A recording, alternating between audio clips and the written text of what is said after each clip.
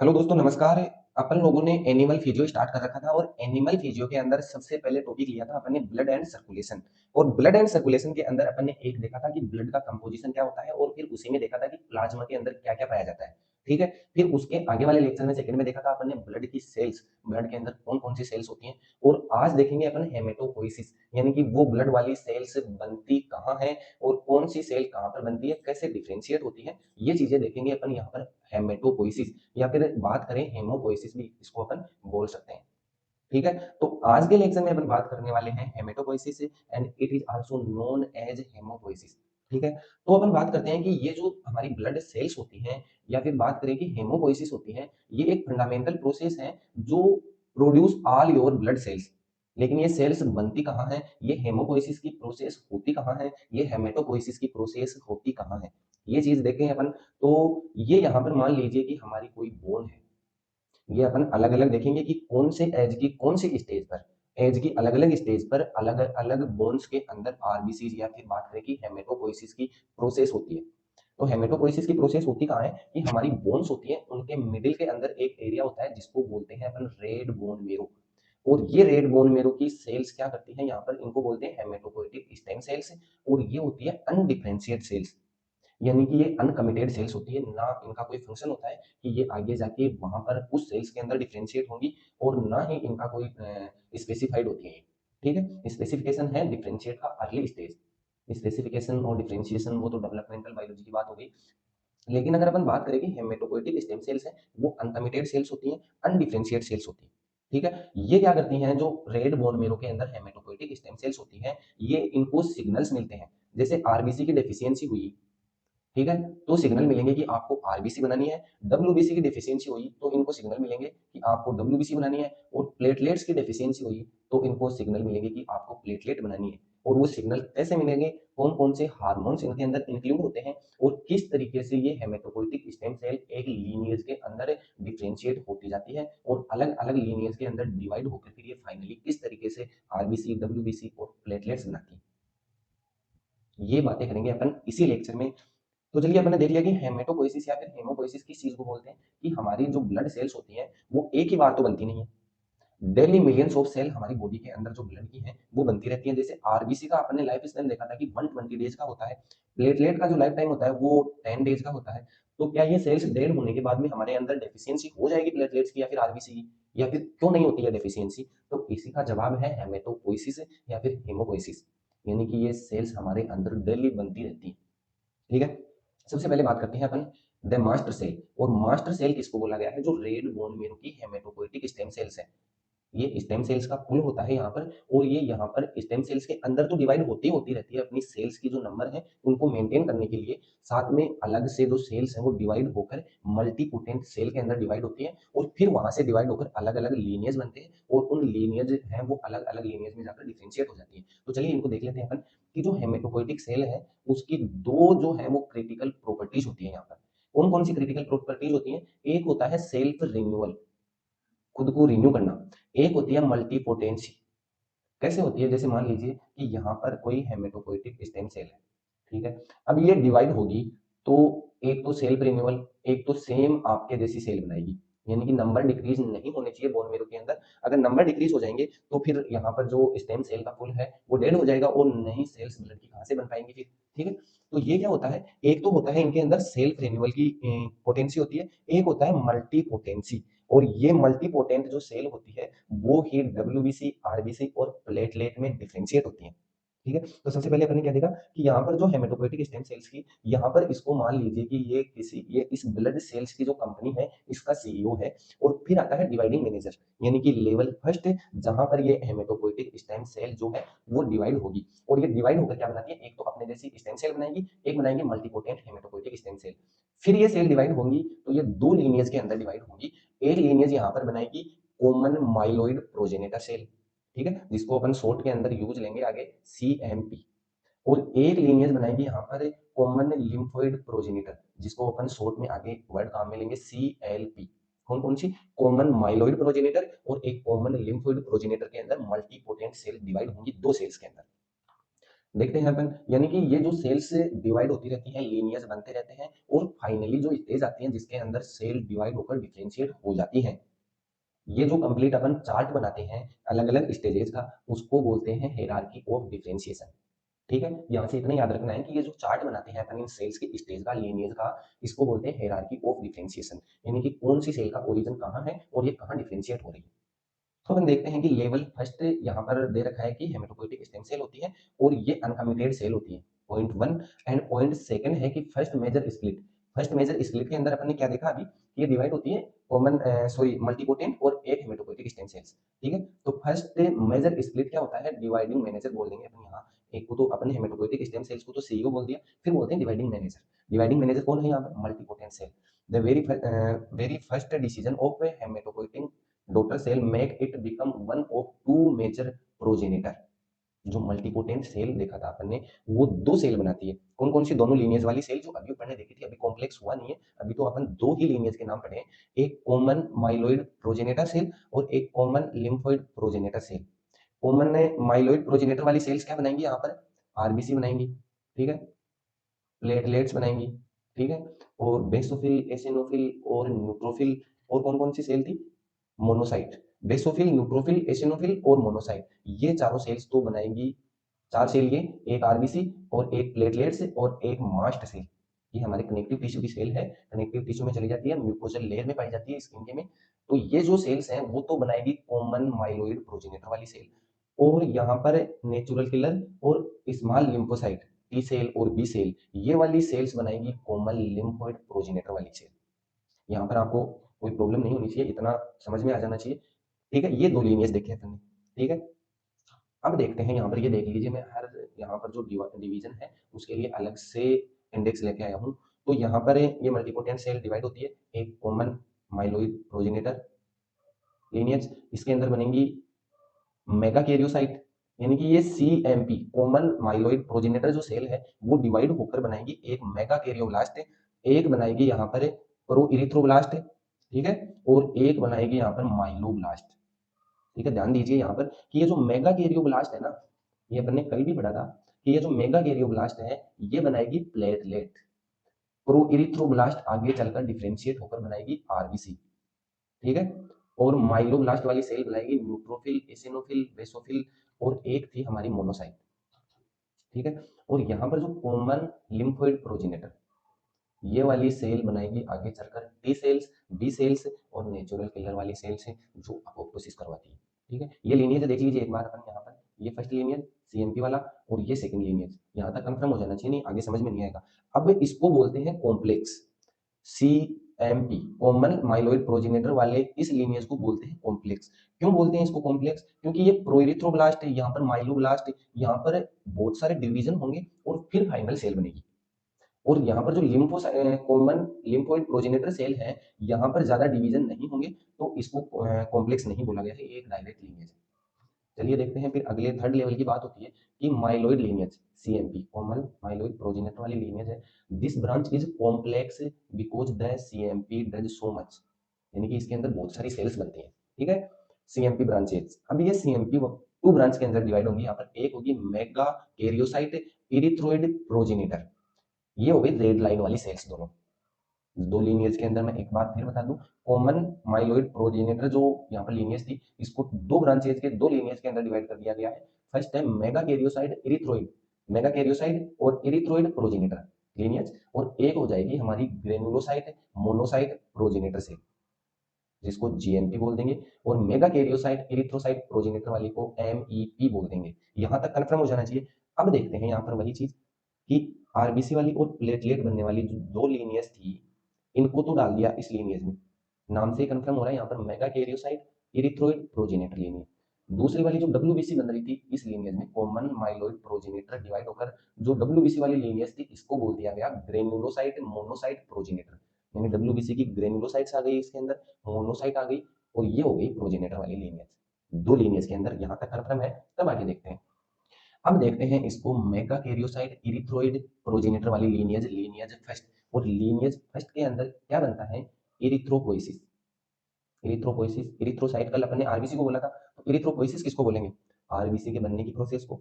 ठीक है। जैसे ब्लड सेल्स की प्रोसेस को क्या बोला, हेमोपोइसिस। तो यहाँ पर इरिथ्रोसाइट बनने की प्रोसेस को क्या बोलेंगे, इरिथ्रोपोइसिस। ये क्या बनाती है, प्रो इरिथ्रोब्लास्ट, यानी इरिथ्रोब्लास्ट से भी पहले की सेल फिर इरिथ्रोब्लास्ट बने, pro erythroblast. This blast cell goes through several stages, यानी कि ये न्यूक्लियस वगैरह श्रिंकिंग वगैरह, यानी कि ये श्रिंक हो जाती है और इसके अंदर हीमोग्लोबिन पैक हो जाता है। एक तो ये प्रोसेस होगी। एक क्या होगी इसके अंदर कि न्यूक्लियस एजेक्ट हो जाएगा, फिर बोलेंगे इसको रेटिकुलोसाइट, यानी कि जो इमेच्योर आरबीसी है जिसके अंदर न्यूक्लियस नहीं है, हीमोग्लोबिन है और श्रिंकिंग है, उसको बोलेंगे रेटिकुलोसाइट। और यह फाइनल आरबीसी के अंदर डिफरेंशिएट नहीं हुई है अभी, इमेच्योर आरबीसी। ठीक है। This reticulocyte and immature RBC level the bone marrow, enter the blood, mature into a bioconcave erythrocyte RBC within a day। फिर रेटिकुलोसाइट बनने के एक दिन बाद में ये आरबीसी में मेच्योर हो जाती है। ठीक है, ये हो गया। अब मैं इसी लीनियज का, ये कौन सी लीनियज थी, मेगा कैरियोसाइट इरिथ्रोइड प्रोजेनिटर वाली लीनियज। इसके अंदर क्या बन गया, एक तो आरबीसी बन गई, एक बनेगी यहाँ पर थ्रोम्बोपोइसिस। थ्रोम्बोसाइट बोला था अपने प्लेटलेट्स को, तो प्लेटलेट्स के बनने की प्रोसेस क्या हुई, थ्रोम्बोपोइसिस। ये क्या बनती है कि मेगा कैरियोब्लास्ट बनती है, और मेगा कैरियोब्लास्ट से, मेगा कैरियोब्लास्ट के अंदर क्या होते हैं कि न्यूक्लियस के बहुत सारे लूप्स होते हैं, और फिर ये मेगाकैरियोसाइट ब्लड स्ट्रीम में जाने के बाद में जो ब्लड फ्लो आता है उससे अलग अलग हो जाते हैं ये फ्रेगमेंट्स, और फिर उन फ्रेगमेंट्स को अपन बोलते हैं प्लेटलेट्स। चीज यहाँ पर लिखी है कि cell undergoes endoreduplication. Endoreduplication क्या है, यहाँ पर becoming a massive multi looped cell called megakaryocyte. जैसे अपन ने बात की कि मेगाकैरियोसाइट मल्टी लूप वाली सेल थी जो ब्लड फ्लो के अंदर जाने के बाद में फ्रेगमेंट्स में डिवाइड हो जाएगी और फिर आरबीसी बनेगी। ठीक है, इतना याद रखना है यहाँ पर। फिर ये अपनी हो गई फर्स्ट लीनियज तो हो गई, द मेगा कैरियोसाइट इरिथ्रोइड प्रोजेनेटर। इस लीनियज में क्या बनाया अपने, प्लेटलेट बना दी और आरबीसी बना दी। ये इतना हो गया। ये कैसे हुआ यहाँ पर कि मेगा कैरियोब्लास्ट बनेगा पहले, फिर मेगा कैरियोसाइट बनेगा, और इस तरीके के जो न्यूक्लियस के लूप्स हैं वो मेगा कैरियोसाइट के अंदर होंगे, और ये सेल फिर ब्लड स्ट्रीम के अंदर जाएंगी, और ब्लड स्ट्रीम के अंदर जो ब्लड का फ्लो है उसकी वजह से इसके फ्रेगमेंट्स अलग अलग डिवाइड हो जाएंगे, और इन फ्रेगमेंट्स को ही प्लेटलेट्स बोलते हैं। हो गया यहाँ पर। कॉमन माइलोइड प्रोजेनेटर से क्या बन रहा है यहाँ पर, प्रोइरिथ्रोब्लास्ट बन रहा है, फिर यहाँ पर पोलीक्रेमेटिन इरिथ्रोसाइट बन रही है, और उसके बाद में यहाँ पर आरबीसी बन रही है, यानी कि ये इन्यूक्लिएटेड होगी, न्यूक्लियस को एजेक्ट करेगी, श्रिंक होगी और उसके बाद में मैच्योर होगी। इसको बोलते हैं अपन रेटिकुलोसाइट। न्यूक्लियस निकल गया यहाँ से, ये श्रिंक हो गई, इसको बोलेंगे रेटिकुलोसाइट, और फिर इसके एक दिन बाद ये मैच्योर आरबीसी में कन्वर्ट हो जाएगी। ये लीनियज कंप्लीट है। अब देखते हैं ये अपन सेकंड वाली लीनियज कौन सी थी अपनी, ग्रेनुलोसाइट मोनोसाइट प्रोजेनेटर।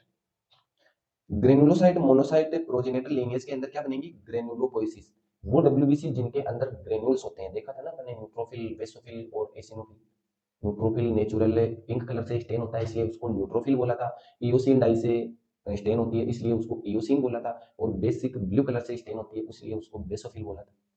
मोनोसाइट के अंदर सिंगल न्यूक्लियस होता है इसलिए उसको मोनोसाइट बोला था, और जो लिम्फोसाइट है उस वो ब्लड स्ट्रीम से ज्यादा लिम्फेटिक सिस्टम की सेल है, लिम्फेटिक फ्लूइड में ज्यादा रहती है इसलिए उसको लिम्फोसाइट बोला था।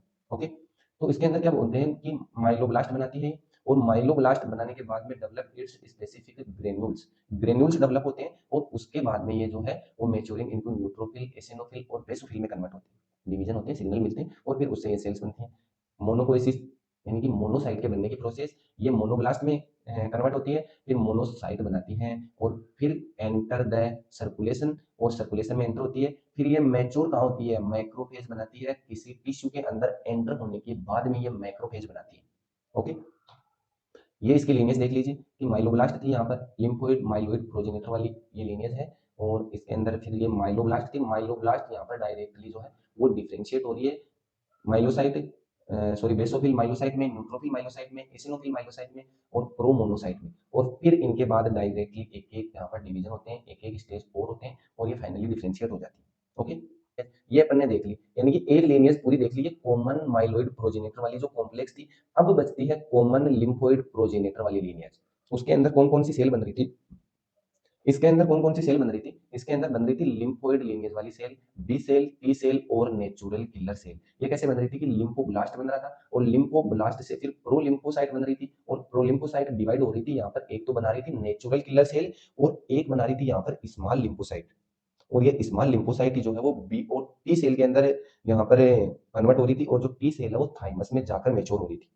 ठीक है, ये है इसकी कंप्लीट हायरार्की। एक बार फिर से यहाँ पर इसको समझ लेते हैं कि यहाँ पर कोई स्टेम सेल है, हेमेटोपोइटिक स्टेम सेल, वो डिवाइड होगी तो एक तो बनाएगी मल्टीपोटेंट सेल और एक बनाएगी हेमेटोपोइटिक स्टेम सेल्स।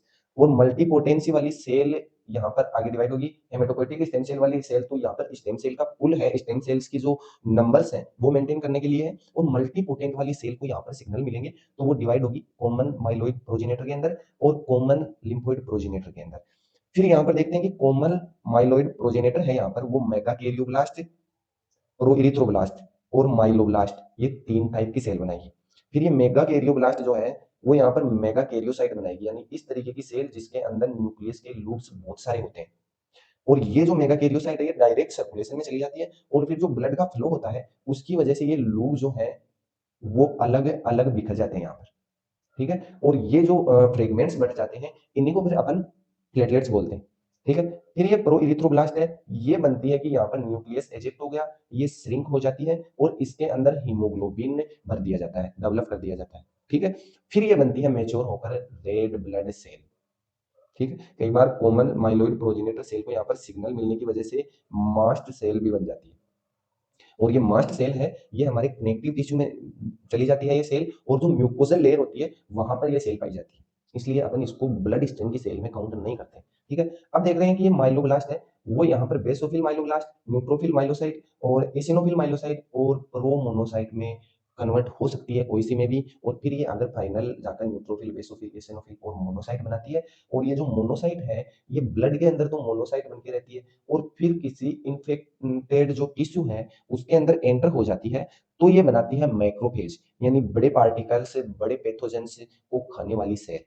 ये हो गई हमारी फर्स्ट लीनियर। रेड लाइन वाली तो अपन इसको बोलेंगे मेगाकैरियोसाइट और प्रोइरिथ्रोब्लास्ट वाली सेल को। ठीक है, इसको तो अपन बोलेंगे यहाँ पर न्यूट्रोफिल, बेसोफिल, माइलोब्लास्ट वाली लीनियज।